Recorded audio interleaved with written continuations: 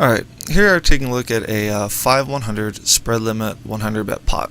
So what we mean by this is, basically is a 3-bet pot, and what we're saying is there's going to be some action, and it could be limp or small open. It's going to come to us, and then we are going to open for, let's say, $20. And then afterwards, we're going to get raised to 120. So this is going to be the original 20 plus the $100 max betting increments. And basically the question comes up, what should we would be doing with our ranges? And let's go ahead and take a look at that. So we're going to look at this in PO Solver, so let me just go ahead and move this out of the way, and we'll take a look at the setup in PO. Now this is purely a pre-flop scenario, so we are going to be looking at the edge version of PO with the ability to solve some pre-flop ranges. This is the setup for PO that we're looking at here. So this tool is essentially designed for a heads up, and we're asking it to do something a little bit different than it's designed. So I'm sure that this is not a fully optimal scenario or a fully equilibrium solution, fully GTO, but I think it's good enough. So what we have here, I think the focus area should be kind of down where these boxes are and where I'm moving the mouse. We have a root element with some dead money into the pot, so arguably some limpers. We go ahead and are looking at the line that we're most curious about is actually this top one right here, where we're going to have a raise of 20. We also have the option to limper fold, but then we also have the opponent's option to go ahead and raise the 120. There's also the ability to call, and then after the 120, we go ahead and just give ourselves the call or fold option. Now, this tree is a little simple in terms of its design, but this is the most basic line, and we have some other lines in here. We just wanted to see kind of how the solver reacts to it. To talk about this a little bit more, basically what it's doing here is it's taking an initial set of ranges and setup values in terms of pot size and the pot geometry. We go ahead and build out a tree with all of the logical steps or patterns that it could follow from the root element of being dealt 2 cards. And then from there we go ahead and these green boxes are actually what the software engineers call the exit points of the tree. So once we have the exit point of pre-flop, it goes ahead and gives us these are the flop bet sizings, turn, river, in position, out of position, and other criteria. This is basically the same screen from the post-flop solver. So you can see that on this exit point we have a 50 bet, 100 bet. I mean, once we get to the 120 and we call, and arguably we theoretically could even raise, with aces or the top end of our range, and we could develop this out a little bit more, but again, we just left it for the call or fold. You can see kind of where my mouse is moving over here on the right hand side. We go ahead and have the 50 bet, 100 bet, then 100 bet, 100 bet. Typically at this point the bets are going to be pretty large if we're going to continue on with the hand.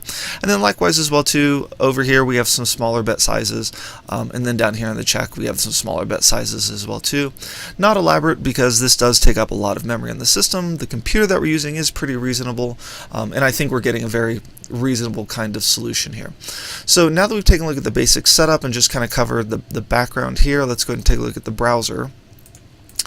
If we take a look at the root element, so this is kind of our starting point. So this is our range that we're working from. Now this range is actually a fixed range. This is kind of what I call the day 0 or day 1 starting range if I had to explain somebody an approach to playing spread limit. Or spread limit Holdem. Basically what we're doing is we have all of our Broadway suited face cards. So basically this is everything that can make a royal flush, almost everything that can make a set, and then some combinations of offsuit are strong offsuit combinations. So ace king down through ace jack, ace queen offsuit, so on and so forth. We are folding in this range the bottom pocket pairs simply because the frequency that we would hit a set, vice our ability to bluff in position, these have to be managed a little more tenuously. And then as well too, not to have complete range transparency, there are some adjustments that we're doing here with Jack 9 suited, 10 9 suited, 9 8 suited, and the frequency is much lower. You can see how it doesn't color all the way to the top, so we don't play these to the full 100% frequency like we would aces or kings or some of these other holdings. And then likewise as well too, there is a percentage of the time that we're just gonna fold these, but they are good to have in our range from a board coverage standpoint, that you don't want to have complete transparency, and always, when the flop kind of bricks what these cards would hit, you don't want to, always be put on having them or not having them, so on and so forth. Likewise as well too, an argument could be made for some adjustments of down here putting in some suited aces that can flop a wheel, so on and so forth. So you can kind of see some of the basic adjustments. So this is kind of a day zero range if you just had to explain what to play to somebody going into a casino for 30 minutes before you can kind of go in and start their session. So that being said, that's kind of the explanation of the range. When we go ahead, and the most common action here, just a little over 70% of the time we're going to be betting, so let's just go ahead and bet. And then let's go ahead and take a look at how their range responds. So here we actually kind of get into the meat and potatoes of what we're actually truly looking at here. What are they doing with their range, and what are they doing with the 100 bet? So in this case here, this is the range. It's actually pretty similar, but we're going ahead and giving them a few additional offsuit combinations, specifically offsuit combinations that have some Broadway face cards in it, and then suited connectors to a little bit of a greater frequency, and then we're also giving them the full lineup of suited aces down to, I think, a reasonable frequency, and then as well too some little more random Broadway cards that can have the opportunity to make flushes and also make some straights, and then you can see down here the suited connectors. We're going to go ahead and assign their range to them a little bit more. So what we're focusing on here is we're focusing on the 100 bet. So the 100 bet here is actually going to be 47.4 combinations, or 16% of their range. So if we take a look at what this is, we have really the most obvious combinations right here are going to be ace-ace, ace-king suited, king-king, and then after that, believe it or not, even as high as queen-queen-queen, 60%, well, 60% is, 60-40, not that far actually from 50-50. We can kind of see how it splits right after that point, and how there are percentages or fractions of the range that is distributed here through the remainder of the hand. So we're focusing on kind of this nice peach color, I think you could go ahead and call it, and you can see how this is distributed down here through the rest of the ranges. So I think one thing that is interesting is this is obviously indicative of a very kind of GTO or equilibrium approach, where we're going ahead and taking this and having kind of a fractional or a sub percentage. We're basically just kind of distributing the rest of this range down through the remainder of the hands. Allow me to go ahead and actually bring Flopzilla in here, and I think Flopzilla does a nice easy way of counting the combinations. If I go through here and we kind of look at our 47.4 combinations, I'm focusing in on this area here, so let me just add aces, kings, and ace-king suited. At 100% frequency, these are going to be 16 combinations, so we basically have 30 combinations that we need to go ahead and fill up the remainder with. So if I go ahead and click on queen-queen, jack-jack, 10-10, 9-9, and 8-8, here we are at 46 combinations. So that being said, what we can see here is basically 8s plus and ace-king suited at 100% frequency is the entirety of this range, or the entirety of this distribution, and you can just basically see once we start doing some extremely basic combinatorics, we how we can fill and kind of populate these ranges.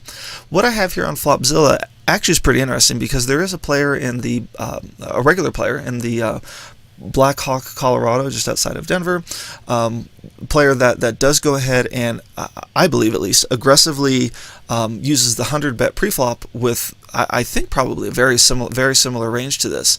And this player has been in the game a long time, and whether or not they've done this type of analysis with these kind of tools, maybe just naturally figured out what a more optimal, or kind of what a very solid frequency would go ahead and look like. And I can tell you firsthand, it's extremely tough to play with, because it's just enough to make you think, hey, this is happening a little too often. But then likewise as well too, you could be running hot with the top portion of this range between aces, kings, ace-king suited, and a little bit of queen-queen to legitimately and honestly go ahead and put out the 100 bet to that frequency, or to that often. But that being said, I think this is also a fairly fine approach, to be honest with you, to go ahead and play the 100 bet with this exact range, because in the real world scenario, or playing live, how do you go ahead and let me move Flopzilla out of the way, and let me just grab, for example, ace-7. How do you go ahead and optimally balance your raising of 100 with ace-7 or any of these down to 15% of the time? Are you really going to understand at this frequency you should be putting in the 100 bet with this exact hand, and even this range of hands, your suited aces at this frequency? Certainly, if you had an online database or you're playing online, I think it becomes more plausible or more feasible to do that. But from a live perspective, you arguably can also, let me just drag this range back in here. If you wanted to split this range, you could say that a good majority of the time, I think your queens to put in the 100 bet is typically going to be the best hand. Certainly if you get it in versus aces and kings, that's a little coolerish. Even if ace king suited flops an ace or king, that can be a little coolerish as well too. But even if you split this range and say queens plus is the value component, and then jacks down through eights is going to be your bluff component of putting out the 100 bet, just basically split it in half, I still think that's a very reasonable way to play it. Likewise as well too, when you do face the 100 bet, because people, I don't think, take this approach or this balance or this perspective of range construction. Typically when you do face the 100 bet, it is going to come almost always from the top end of this range right here. You really will never see the 100 bet coming from more of the bluff component of what this 100 bet range would be. Certainly jacks, I think people just want to go ahead and put the 100 bet in with jacks, take it down, and be done with the hand. Tens less likely. I think tens, nines, and eights, while they certainly in many cases can be the exact best hand in a pre-flop scenario, you just want to go ahead and take it down as well too. I also see this range used. And this is where I was describing that the player who does effectively and aggressively use the 100 bet to their advantage will aggressively do this out of the blinds, specifically when there is a bet and then call. People are overcalling, and this player is basically punishing them for overcalling with probably what are dominated hands, but if they can put out the 100 bet and get through the first player, typically that's all they need to do. That first player is going to have the strongest range, simply because aces and kings would go ahead and re-raise in those spots. Aces and kings typically will not fold. Even queens will not fold to the 100 bet. So they just need to get through the value component of this range, and then for any other player that's kind of out here, just kind of where I'm moving the mouse, out into suited broadways or straights, and then down out here into their offsuit combinations, they're typically just gonna fold them, because it's so hard. There's so much pressure that can come from that. At least in the exact game, where the buy-in is, I want to say, a min buy-in from 200, typically up to 500. So they're playing about a 100 blind game, not something that's terribly deep stacked, or where they're going to take the spread limit game and convert it into take more of kind of a true limit philosophy, in more of a deep stacked kind of scenario. So that's kind of what the dynamic is that we're describing here. So that being said, I think this is a very reasonable range, and in summary, I'll just kind of try and move this out of the way a little bit and just see if I can get a little more screen real estate. There we go. What I'm just trying to do is basically take, and I clicked on this box here to show us where all of the 100 bets distribute themselves. Basically, we're just taking the value component here between aces, kings, and ace king suited, and then a little bit of queen queens, and then we're just basically taking the remainder of this range composition, and then we're basically just taking all these partial ones and we're just filling it in down here through this through our paired combos. So jacks, tens, nines, and eights, and that's what we have represented over here in Flopzilla. So we're not trying to manage in a live scenario, live play. We're not trying to manage a fractional or sub-percentage distribution of how we handle the 100 bet with these exact holdings. Rather, we're just going ahead and taking it through here. It also should be mentioned too, specifically giving the 100 bet out of the blinds. There is also worth mentioning the concept of card removal. Specifically, when you have people overcalling, they're going to be calling with maybe like offsuit king 10 or queen jack offsuit. They want to try and flop top pair and then navigate or check down to showdown, or they want to flop a straight draw. Those kind of things. the cards start blocking each other from a certain extent towards the top end of this range. I think is a very reasonable argument. So to say the value of 100 betting with these pocket pairs towards the top end, middle might be the better way to say it. Eights through jacks, I think certainly goes up in value simply because they block each other. The opportunity to flop a pair over these hands, also having the exact best hand at the time. Granted, you're kind of more in a flip situation than anything else, so on and so forth. I think arguments can be made in that regard, and it is not the worst strategy, and it can actually be a pretty reasonable one as well too. So that being said, we've now taken a look at what the composition is for the opponent betting that range. Let me just drag this out of view here. Let's go back to our strategy. Let's go ahead and take a look at how we respond to that. Okay, and we've gone back to the original range, and you can see basically here in green, we just gave it a calling. Certainly with aces, aces and ace king suited and king, you can arguably re-raise, but we just want to give the option to call or fold. That saves us a little bit of complexity in the analysis, but in a live play situation, please feel free to re-raise your aces. But that being said, what are we doing here? So with half of our combos, we're going ahead and calling, and the other half we're folding. Specifically, we're going to be folding ace queen. Our offsuit combinations, we're just dropping them 100% of the time, and even more of our weakest, like king 10 suited, queen 10 suited, we're dropping. There's even a little bit of call frequency, 30% of the time with jack 10 suited, which is kind of interesting. Vice these two holdings up here, or even queen jack suited. But again, we are going to be folding these. A majority of the time. But likewise, we've got 56 combos that we are going to be calling with out of this range. So you can kind of see basically it's going to be centric to jacks plus is going to be a call 90% of the time, and then ace jack plus. So we have this right here. But again, we have all these fractional points. Down here. So again, sixes will call just about 30% of the time, and again, not to run through all these numbers, but you can see kind of what we're drawing towards here. So let's bring Flopzilla in and see if we can reasonably just take a look at how these ranges construct themselves. I'm going to put the I'm just going to leave this up here as the 46 combos as the betting range. That's here. Let me see if I have another Flopzilla screen that can come up here. Great. I'll bring this into view.